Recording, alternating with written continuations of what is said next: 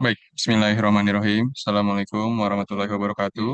Nah, itu yang Selamat sore dan salam sejahtera untuk kita semua. Alhamdulillah kita dapat berkumpul pada agenda siang pada sore hari ini dalam keadaan sehat walafiat. Telah hadir juga bersama kita Mas Agung Rahmadianto dari Divisi Human Capital yang nantinya akan menjelaskan terkait modul Industrial Relation, Industrial Dispute Settlement, dan Industrial Peace Management. Sebagai informasi, agenda sharing session ini merupakan agenda lanjutan dari self-assessment yang telah rekan-rekan lakukan pada Juni lalu, yang intinya dan diharapkan dapat meningkatkan pemahaman terhadap gap dan juga asesmen yang telah rekan-rekan lakukan dan juga sebagai pemenuhan aspirasi terkait kompetensi industrial relation, dispute settlement, dan peace management. Dan nantinya Mas Agung juga akan melakukan sharing session atau melakukan sesi diskusi, grup belajar lah kurang lebih seperti komunitas praktisi yang nantinya akan menjelaskan base teori, acuan, dan juga contoh implementasi yang ada di Utama Karya.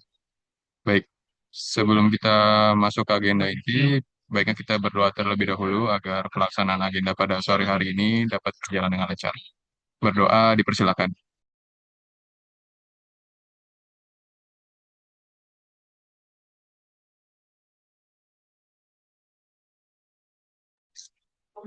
Berdoa dicukupkan.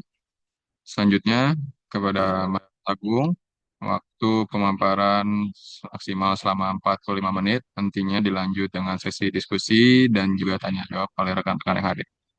Kepada Mas Agung, dipersilakan. Assalamualaikum warahmatullahi wabarakatuh. Terima kasih Mas Sena atas pembukaannya.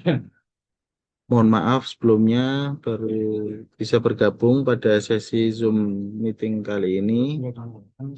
Selanjutnya terkait materi individual peace management, industrial relation and dispute settlement ini, saya ingin menjelaskannya melalui eh, proses pembaruan PKP yang sedang dilakukan oleh PT Utama Karya Persero bersama dengan Serikat Karyawan, di mana eh, perjanjian kerja bersama tersebut eh, adalah wujud nyata daripada ketiga kegiatan tersebut, di mana Serikat Karyawan dan perusahaan itu bersama-sama melakukan sinergi dan menyepakati kebijakan-kebijakan terkait hak dan kewajiban pekerja, hak dan kewajiban perusahaan untuk menciptakan individual peace management dan hubungan industrial yang baik. Dan juga di dalam perjanjian kerja bersama tersebut diatur mengenai dispute settlement seandainya terjadi permasalahan hubungan industrial atau perselisihan hubungan industrial yang dialami oleh para karyawan. Dan kita selaku personil human capital, baik itu di kantor pusat maupun human capital business partner HCBP di anak perusahaan maupun di divisi operasi, kita wajib bisa memahami dan mengetahui tentang seluk-beluk terkait kegiatan hubungan industrial ini. Karena kita adalah garda terdepan dari perusahaan untuk menangani permasalahan-permasalahan hubungan industrial tersebut. Selanjutnya, perselisihan hubungan industrial itu bukan sesuatu hal yang buruk, karena itu merupakan hak pekerja apabila perusahaan tidak memiliki komitmen terhadap penyelenggaraan kegiatan hubungan industrial yang telah disepakati di dalam perjanjian kerja bersama tersebut. Dan itu adalah hak dasar dari karyawan untuk dapat mengajukan permohonan perselisihan hubungan industrial yang start awalnya adalah dilandasi eh, pada eh, kegiatan bipartit, yaitu kegiatan yang kegiatan yang dimotori oleh serikat karyawan dan juga perwakilan dari perusahaan. Di sini perjanjian kerja bersama itu yang telah disahkan oleh Kemenaker itu yaitu pada medio 5 Juli 2023 sampai dengan 5 Juli 2025. Dan kemudian karena belum terjadinya kesepahaman antara serikat pekerja dan perusahaan, maka perjanjian kerja bersama tersebut dilakukan perpanjangan selama 6 bulan, di mana dalam kurun waktu 6 bulan tersebut dilakukan perundingan antara kedua belah pihak untuk mewujudkan pembaharuan perjanjian kerja bersama, di mana pembaharuan kerja PKB tersebut itu juga untuk mengadopsi beberapa kebijakan peraturan perundang-undangan yang sudah disahkan oleh pemerintah sepanjang periode 2023 sampai dengan 2025. Contohnya terkait hak-hak cuti melahirkan bagi karyawati itu sudah disesuaikan dengan ketentuan perundang-undangan. Kemudian terkait Undang-Undang Cipta Kerja juga sudah disesuaikan di dalam perjanjian kerja bersama ini, gitu. Dan selanjutnya di medio Oktober sampai dengan November pembahasan perundingan PKB 2025-2027 tersebut dilaksanakan untuk selanjutnya dapat disahkan di sebelum berakhirnya perpanjangan PKB tersebut. Next, terkait penambahan ketentuan yang ada itu terkait kerjasama bipartit, ketentuan terkait mutasi karyawan, ketentuan terkait jenjang karir, ketentuan terkait perjalanan dinas, dan terkait cuti.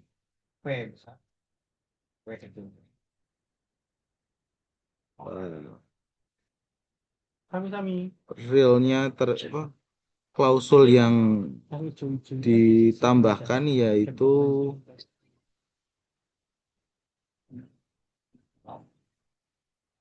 kerjasama bipartit. Jadi perusahaan itu PT Utama Karya itu memiliki LKS bipartit di mana terdiri dari 6 orang di dalamnya, yaitu separuh perwakilan dari serikat karyawan dan separuh sisanya adalah perwakilan dari perusahaan. Apabila perusahaan itu membuat suatu kebijakan kepada karyawan dan karyawan itu mengalami pemberian hak yang tidak sesuai, itu bisa disuarakan melalui LKS bipartit ini dan atau melalui serikat karyawan yang dimiliki oleh Utama Karya. Karena contohnya sendiri, LKS bipartit ini pernah mensukseskan pengembalian bonus bonus tahunan tahun buku 2020-2021 yang di mana karyawan-karyawannya tidak mengikuti program HOP 2018-2019, saya lupa. Di situ karena itu kan kebijakan dari manajemen perusahaan PTHK sendiri terkait pemberian bonus tersebut yang wajib diberikan untuk program HOP, sedangkan pemberian bonus tahunan bagi karyawan tersebut itu juga menjadi hak dasar daripada karyawan, sehingga bonus tahunan yang merupakan hasil dari kinerja karyawan yaitu bonus merit itu menjadi hak dasar dari karyawan.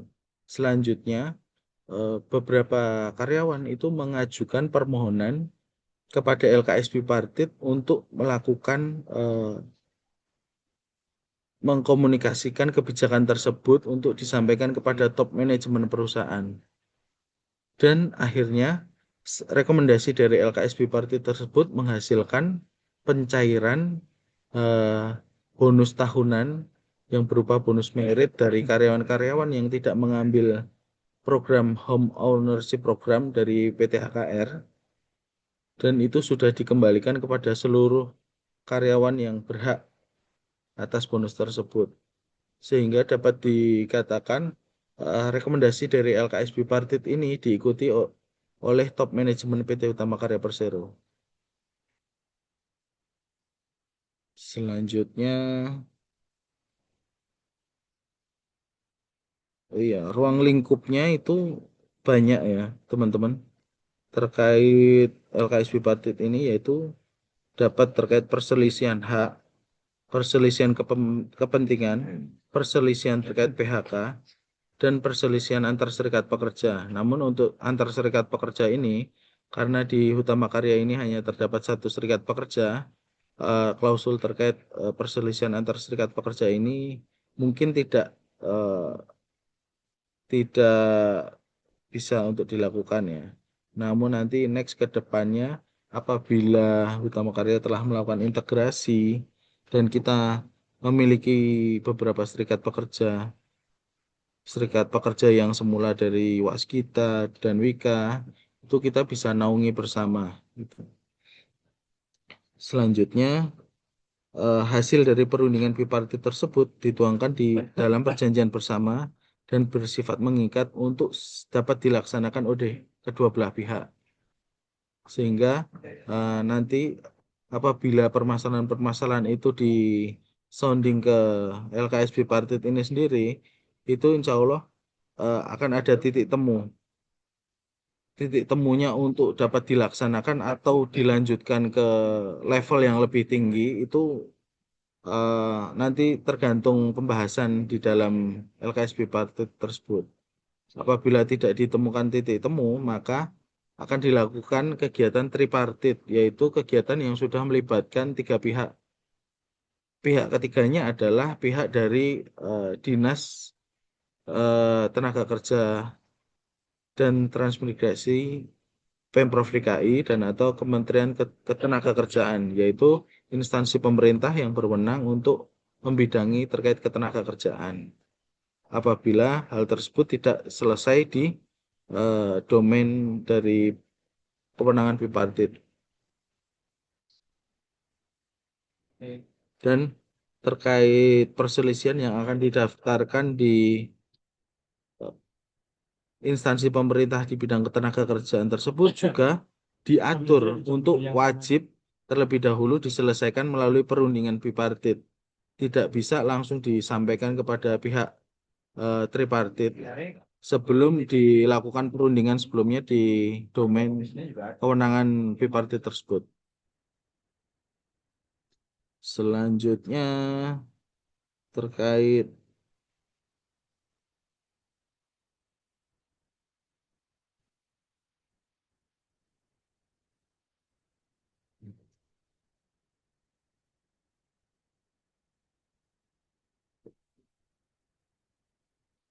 ya,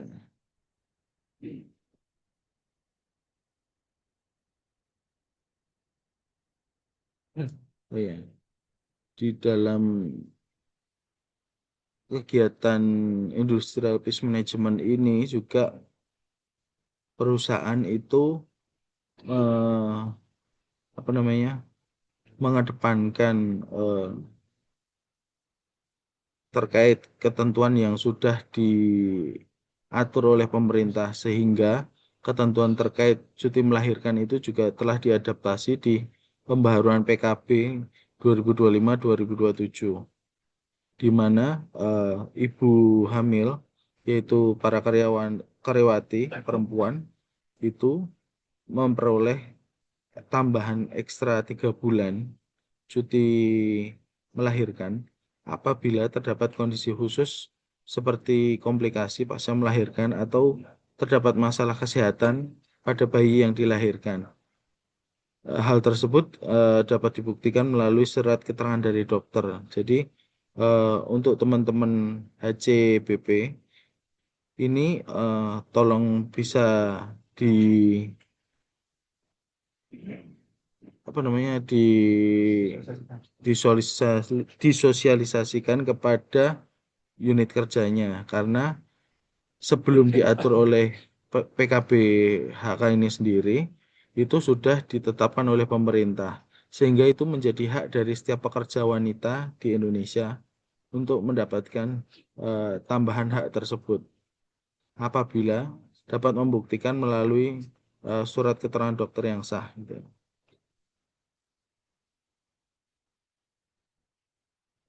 Selanjutnya,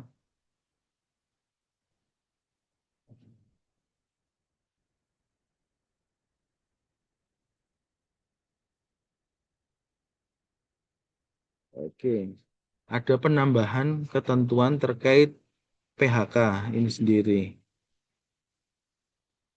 Karena PHK ini sendiri sebelumnya itu hanya eh, dikaitkan pada Undang-Undang 13 tahun 2003 tentang ketenagakerjaan. Kemudian di PKB ini sendiri untuk menjamin eh, compliance terhadap peraturan perundang-undangan yang berlaku, contohnya terhadap PP 35 tahun 2021, ketentuan terkait PHK ini juga disesuaikan terhadap PP 35.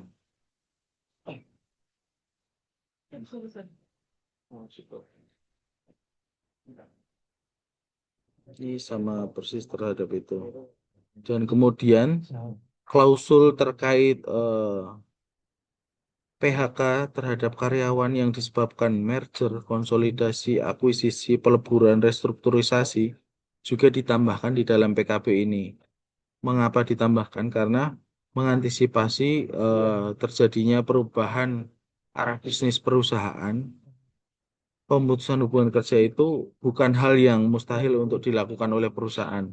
Sehingga para teman-teman HCBP dan personel HC di kantor pusat itu juga kita juga harus menyiapkan the worst condition-nya apabila kondisi tersebut dilakukan oleh perusahaan.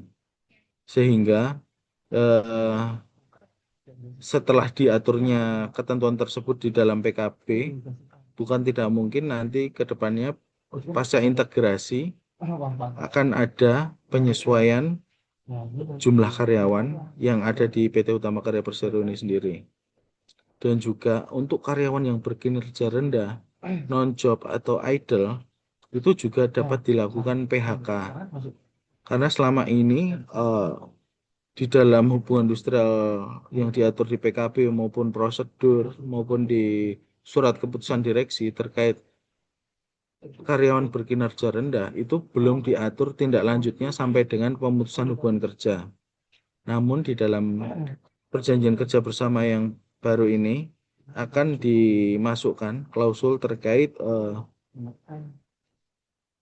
pemberhentian pemutusan hubungan kerja kepada karyawan yang berkinerja rendah, non-job atau idle, sehingga eh, karyawan-karyawan yang ada di PT Utama Karya ini adalah karyawan terpilih yang terseleksi dan semuanya berkontribusi atas kemajuan perusahaan. Tidak ada lagi karyawan-karyawan yang hanya numpang mencari kehidupan di Utama Karya ini, karena semua karyawan diminta untuk memiliki kontribusi positif bagi kemajuan perusahaan. Selanjutnya, terkait usia pensiun juga dilakukan sedikit penyesuaian, di mana sebelumnya itu hanya dikenal dua kondisi, yaitu pensiun di usia 55 tahun dan 56, itu sekarang ditambahkan sampai dengan 58 pada jabatan profesional 3 dan jabatan profesional 3 yaitu dengan person grade 20 sampai dengan 23, di mana sebelumnya itu terdapat klausul yang sedikit abu-abu, yaitu usia 56 tahun pada Pro 3 dapat ditambahkan atau dapat diperpanjang maksimal 2 tahun sesuai kebutuhan perusahaan dan atas persetujuan direksi. Di sini di PKB yang baru telah disepakati eh, usia pensiun yang tetap bagi pejabat di band profesional 3 tersebut.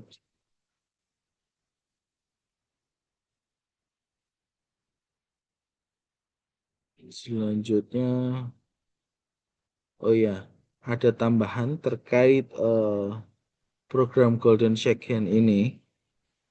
Apabila perusahaan itu juga utama karya ini ke depannya melakukan perubahan skema bisnis dan terdapat ketidaksesuaian kompetensi atau keahlian karyawan dengan kebutuhan perusahaan, maka eh, perusahaan apabila telah melakukan best effort untuk melakukan reskilling kepada para karyawan tersebut dan tidak dapat menunjang perubahan skema bisnis perusahaan tersebut, maka perusahaan dapat mengikut sertakan karyawan atas kesepakatan bersama dalam program Golden Shake Hand atau Silver Shake Hand. Dan atas program tersebut, karyawan yang mengikuti program tersebut memperoleh hak sesuai ketentuan peraturan perundang-undangan, yaitu pesangon, uang penggantian hak, serta hak-hak kepegawaian lainnya.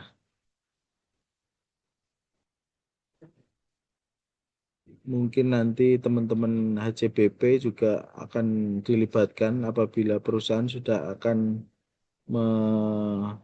memulai program tersebut, karena program tersebut akan dijalankan apabila direksi telah menetapkan program tersebut melalui surat keputusan direksi yang akan diterbitkan sesuai dengan kondisi perusahaan ke depannya.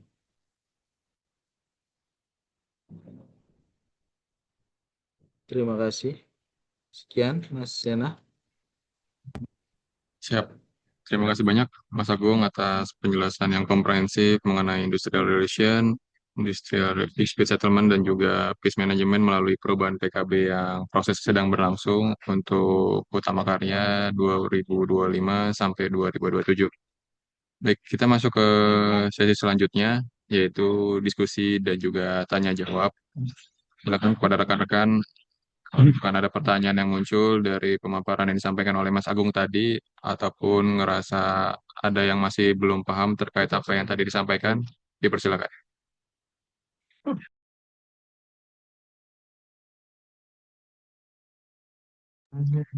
Silakan Mas Aga. Ya, Assalamualaikum warahmatullahi wabarakatuh. Selamat sore, Mas Agung. Ya, Mas,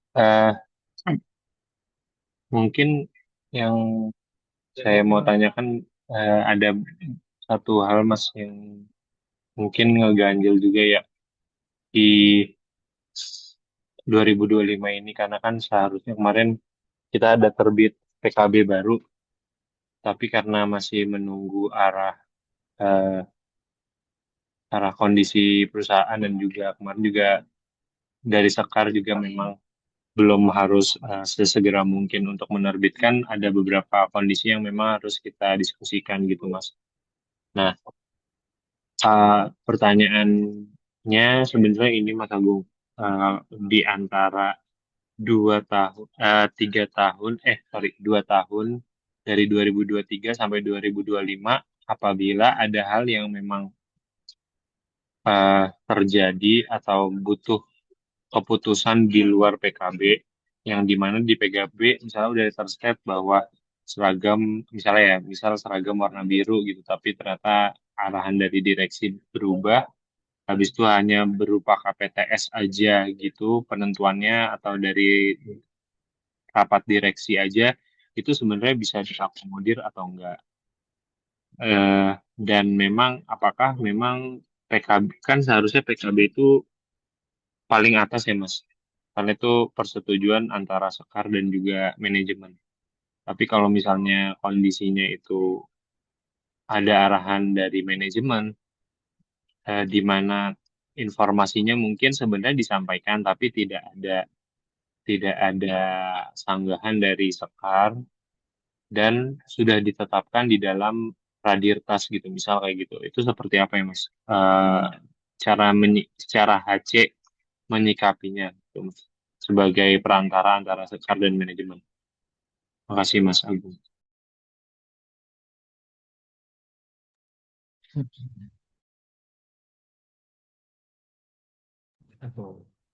Terima kasih Mas Raka atas pertanyaannya. memang dinamika di dalam perusahaan ini sendiri itu sangat dinamis ya Mas ya. Karena direksi itu kadang memiliki pandangan yang mungkin berbeda saat penetapan PKB di awal ya untuk 2 tahun ke depan gitu ya. Dengan dinamika tersebut dan apabila direksi bersepakat untuk melakukan diskresi atau penyimpangan terhadap kesepakatan yang ada di dalam PKB, maka eh, sebaiknya direksi dan melalui divisi Man Capital itu melakukan perundingan terlebih dahulu dengan pihak serikat karyawan, yang mana perundingan tersebut harus diwujudkan dalam bentuk tertulis juga, yang disepakati oleh kedua belah pihak. Contohnya terkait usia pensiun tersebut, Mas. Usia pensiun karyawan itu sebelumnya sudah dilakukan perubahan tanpa melalui perubahan PKB terlebih dahulu. Sedangkan kita sudah menyepakatinya di usia 55 dan 56. Terdapat kesepakatan baru di 58. Dan divisi HC mengundang serikat karyawan untuk melakukan pembahasan terhadap usulan dari direksi tersebut untuk ditindaklanjuti melalui berita acara kesepakatan antara perusahaan dan serikat karyawan. Once itu sampai dilakukan,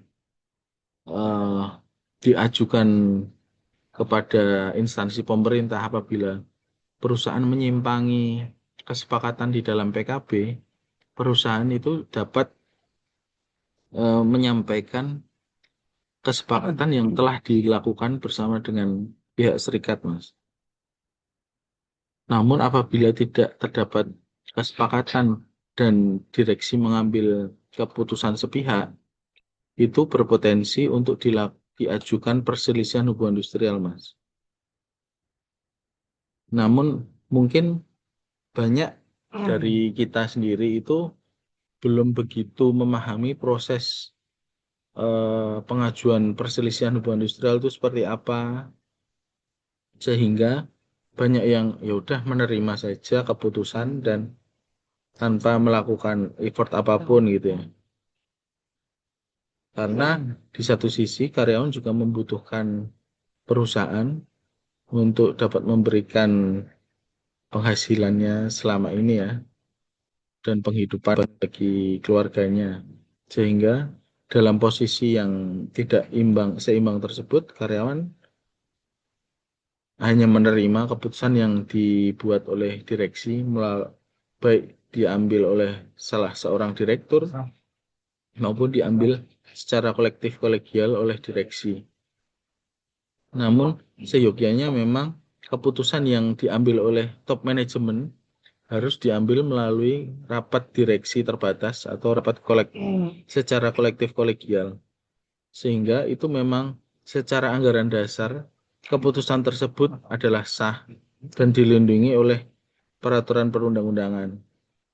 Namun apabila hanya diambil oleh salah seorang direktur atau 2 orang direktur, itu tidak bisa dikatakan keputusan yang sah untuk melakukan penyimpangan terhadap kesepakatan kerja yang sudah disusun oleh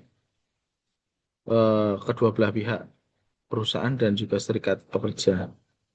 Sehingga menurut hemat saya, apabila terdapat kegiatan yang akan menyimpangi kesepakatan PKB, maka divisi HC maupun HCBP di anak itu harus melakukan kesepakatan dengan pihak serikat karyawan apabila anak perusahaan juga memiliki serikat karyawan. Namun di case Utama Karya Persero Group ini, seluruh anak perusahaan itu belum memiliki serikat karyawan karena ada yang anak perusahaan yang ditawarkan untuk membentuk, namun para karyawan tetapnya menolak untuk melakukan pembentukan serikat pekerja.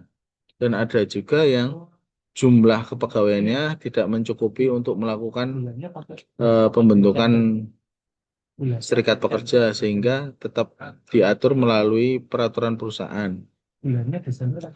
Dan peraturan perusahaan maupun PKB itu wajib diikuti oleh top manajemen karena hal itu adalah komitmen awal dari top manajemen dan serikat pekerja yang bertujuan untuk melindungi kepentingan perusahaan dan kepentingan para karyawan. Sehingga apabila dilakukan penyimpangan secara terus-menerus itu berpotensi untuk eh, menimbulkan permasalahan ketenaga kerjaan atau permasalahan hubungan industrial di masa depan. Seperti itu, Mas. Terima kasih.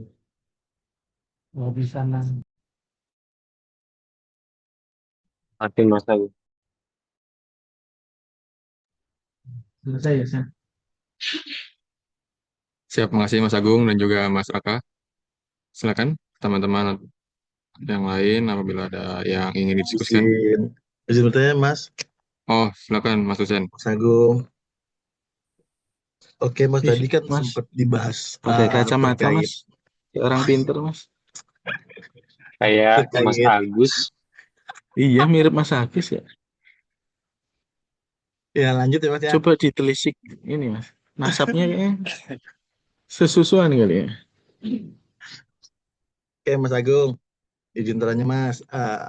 Tadi kan dibahas terkait GS sama SSH, Mas ya. Di PKB yang baru ya, Mas ya. Kemarin di 2000 berapa tuh belum ada terkait itu, apa saya belum lihat ya. Nah, mau tanya sih gini, Mas, sebenarnya GS sama SSH itu nantinya ke depannya ini dilakukan biasanya kan untuk perusahaan yang pilot ya, Mas ya. Nah, apakah nantinya ke depannya karena diakomodir itu ada kemungkinan program yang kita bikin di PKB ini sebenarnya untuk mengakomodir apa, Mas? Gitu. Nah, pertama ya. Yang kedua, apakah PKB yang baru ini kemarin kan marak marak ini, Mas ya, adanya tindakan asusila, RWP segala macam. Apakah PKB baru ini mengakomodir terkait itu? Udah sih, Mas, itu aja, Mas. Dua dulu. Terima kasih. Siap, Mas. Tak jawab dari yang asusila dulu ya, Mas ya. Yang disenangi Mas Ucen. Terkait itu, terkait tindakan untuk menghindari terjadinya perbuatan asusila di lingkungan perusahaan itu sudah diatur secara lebih rinci dan lebih berat juga sanksinya di PKB ini karena apabila dilakukan perbuatan pelanggaran tersebut itu diancam hukuman paling berat yaitu SP3 dan pemutusan hubungan kerja baik itu kepada karyawan kontrak ataupun kepada karyawan tetap perlakuannya sama. Dan selanjutnya terkait program Golden Second dan Silver Second tersebut memang lazimnya banyak dilakukan oleh perusahaan yang mengalami kondisi finansial yang sedang tidak baik. Namun dengan kondisi arah bisnis perusahaan yang dikembalikan kepada jasa konstruksi ini sendiri, itu apabila dilakukan integrasi kepada dua perusahaan BUMN karya lain yaitu Waskita dan Wijaya Karya, itu kita mungkin harus benar-benar menyiapkan diri untuk bersaing dengan eh, dengan teman-teman di karya lain tersebut. Karena apabila setelah terintegrasi menjadi satu perusahaan yang utuh, yaitu entah Utama Karya, entah Wijaya Karya, entah nanti suatu entitas baru, eh, apabila karyawan itu tidak mampu untuk tidak mampu untuk mengikuti arah bisnis perusahaan, yaitu balik ke general civil contractor atau jasa konstruksi murni, maka banyak yang akan tidak sesuai dengan skema bisnis perusahaan dan perusahaan tidak dapat menanggung eh, karyawan yang tidak sejalan dengan yang dimiliki kemampuannya oleh karyawan tersebut dengan kebutuhan dari bisnis perusahaan. Maka ditawarkanlah program Golden Second ataupun Silver Second tersebut, Mas.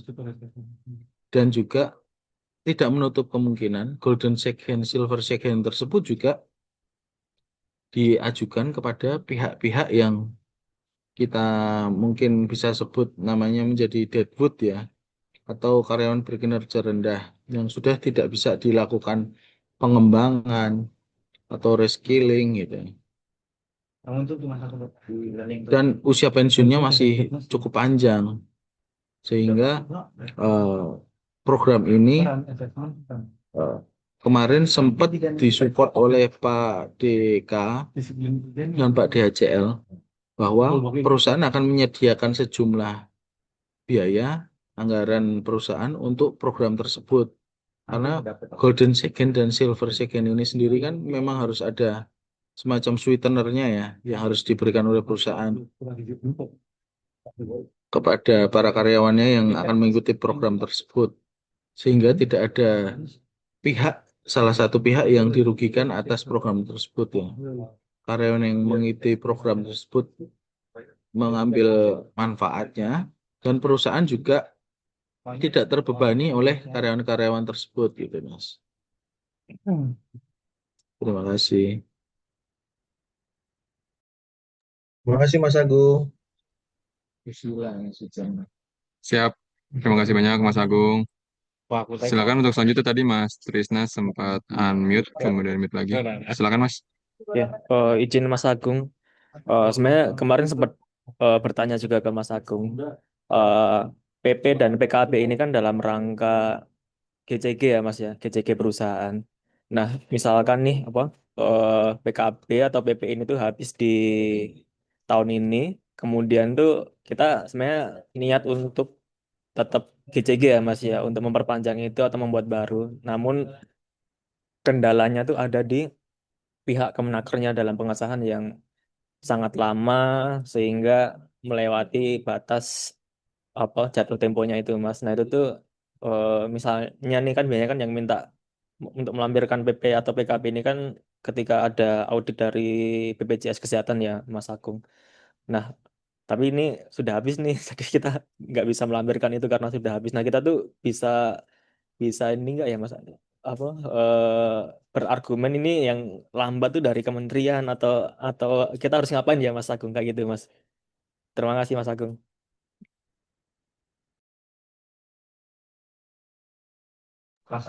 Iya, Mas.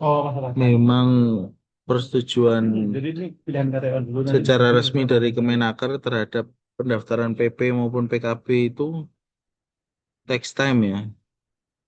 Apalagi apabila ada catatan-catatan yang belum terpenuhi saat kita melakukan submit pengesahan PP ataupun PKB tersebut.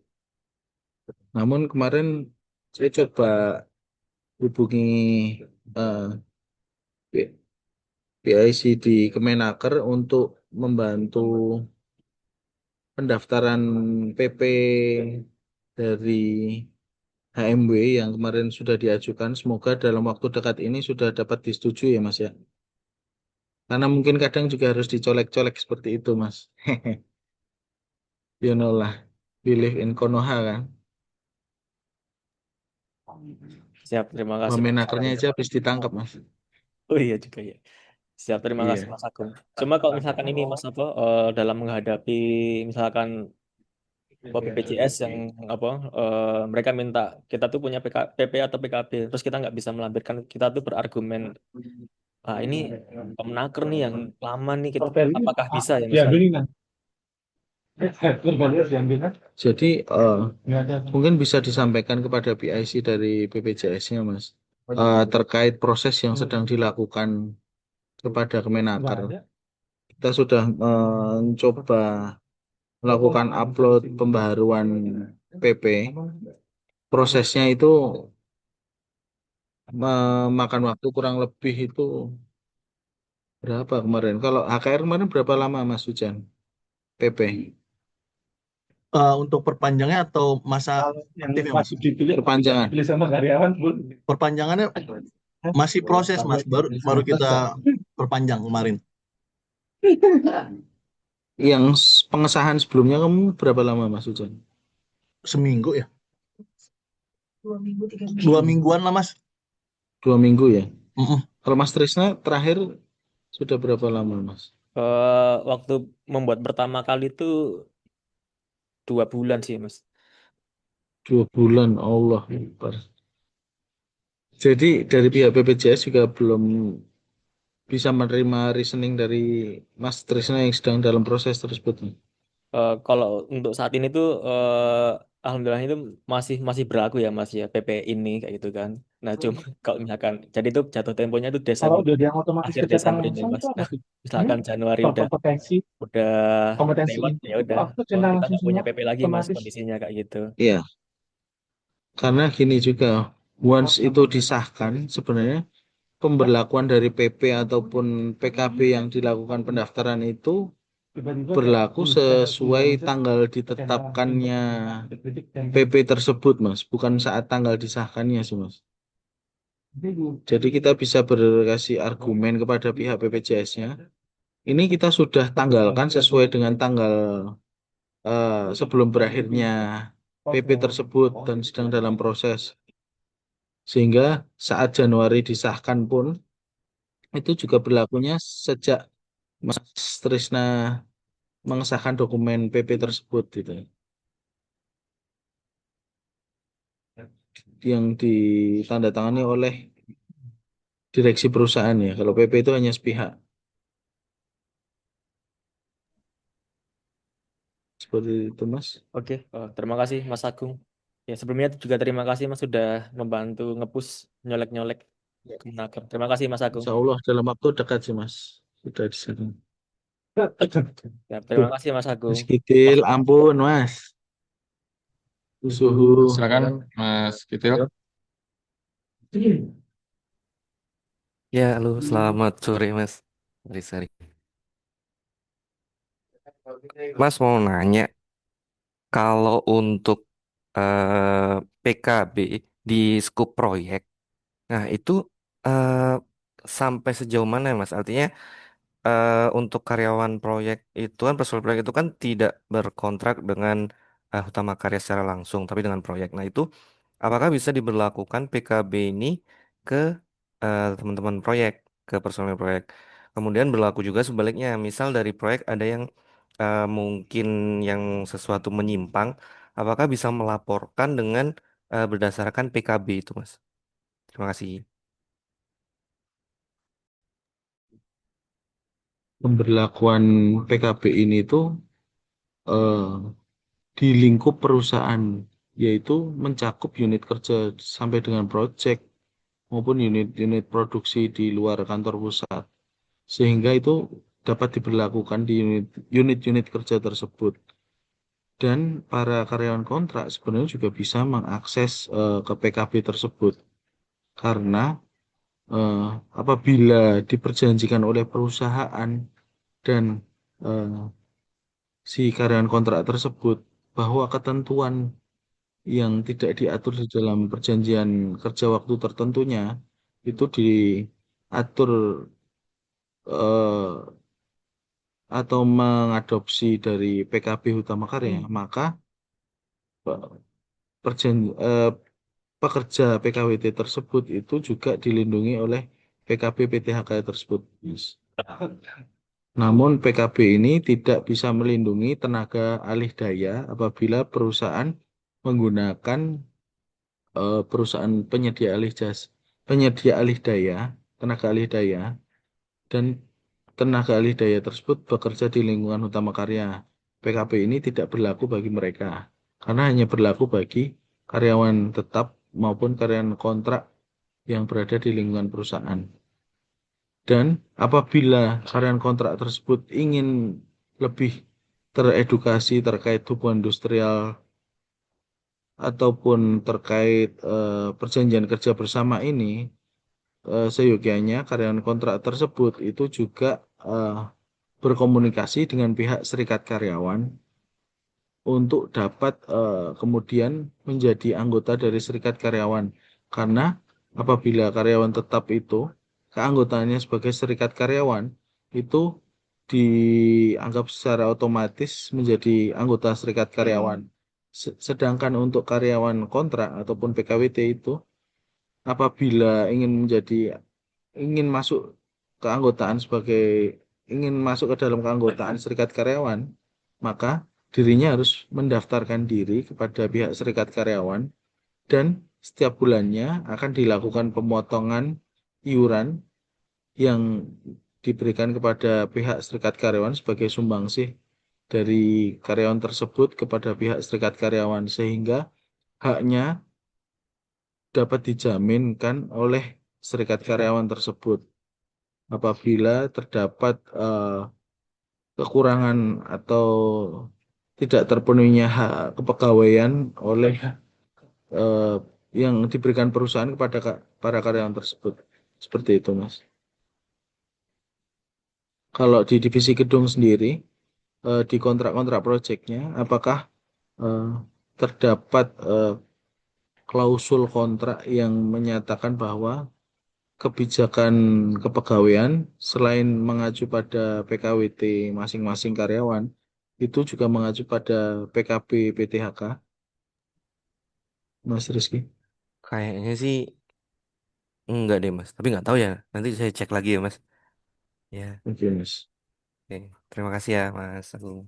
Siap, Mas.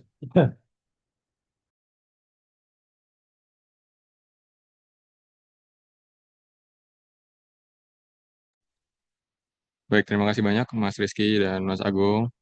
Silakan kalau masih ada yang ingin ditanyakan atau ingin didiskusikan.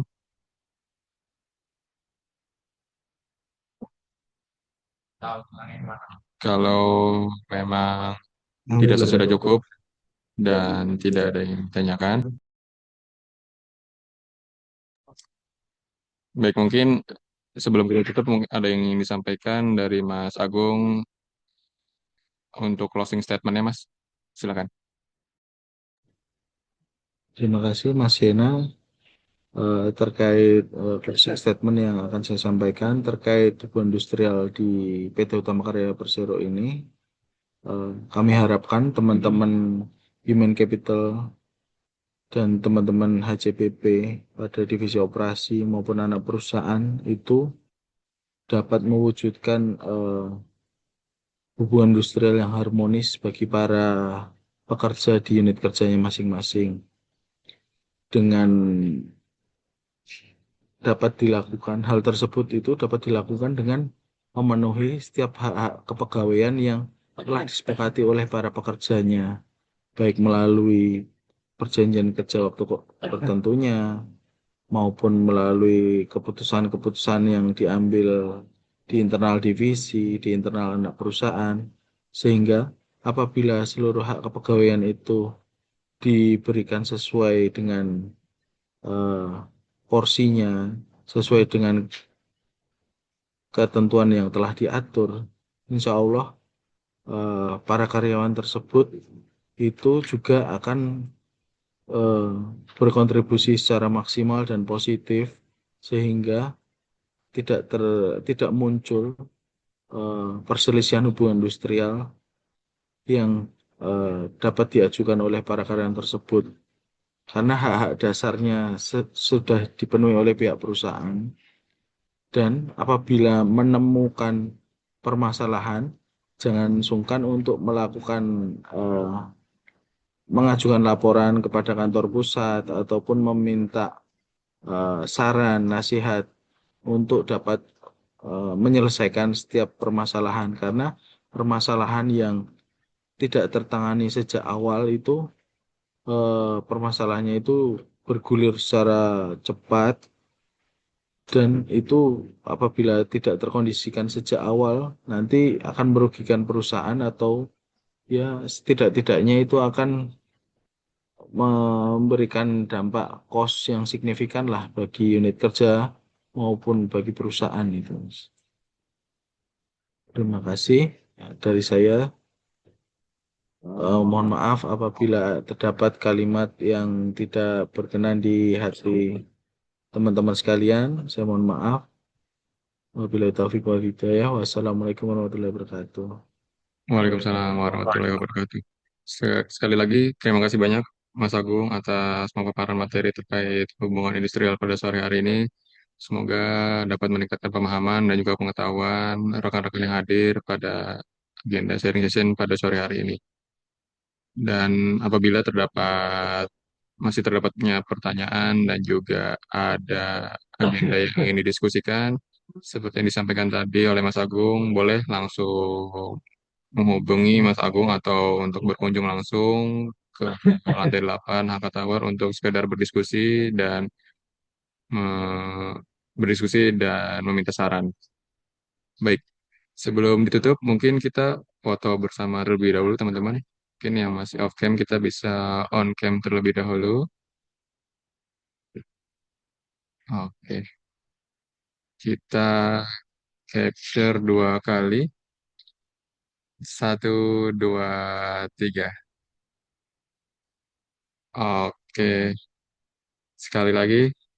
1, 2, 3.